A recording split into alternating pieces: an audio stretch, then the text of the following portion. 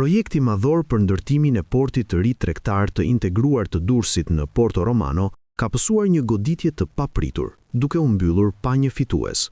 Autoriteti portual i Durrësit ka shpallur zyrtarisht njoftimin e anulimit në buletinin e Agjencisë së Prokurimit Publik, duke i dhënë fund fazës së parë të kësaj procedure që mbarte një peshë financiare teje të lartë. Ky vendim vjen si pasojë e ngërçit në fazën e dytë të konkurimit, ku, pavarësisht të rëndësisë strategjike të objektit, asnjë ofertë e vlefshme nuk u depozitua brenda afateve të përcaktuara ligjore. Shkaki drejt për këtë dështim është bërë tërheqja e heshtur e operatorit të vetëm që kishte mbetur në garë. Kompania Arkirodon, e cila ishte kualifikuar për të vijuar procesin, nuk ka paraqitur një ofertë financiare në sistemin elektronik, duke e lënë komisionin e vlerësimit pa asnjë alternativë në tavolinë.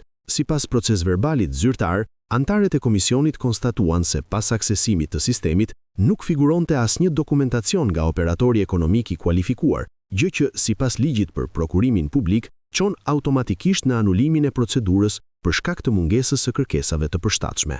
Fondi limiti parashikuar për këtë projekt kapte shifrën mbreslënse prej rreth 39.3 miliard lekësh ose mbi 399 milion euro, duke e bërë atë një nga investimet më të mëdha publike të viteve të fundit. Ky projekt synonte transformimin rrënjësor të infrastrukturës portuale në vend, por tashmë fati i tij mbetet i paqartë. Me publikimin e këtij njoftimi, nisin edhe afatet për ankimimin e vendimit, ndërsa mbetet për tu parë nëse autoriteti kontraktor do të rishpall garën me kushte të reja apo do të kërkojë forma të tjera për realizimin e kësaj vepre madhore për ekonominë shqiptare.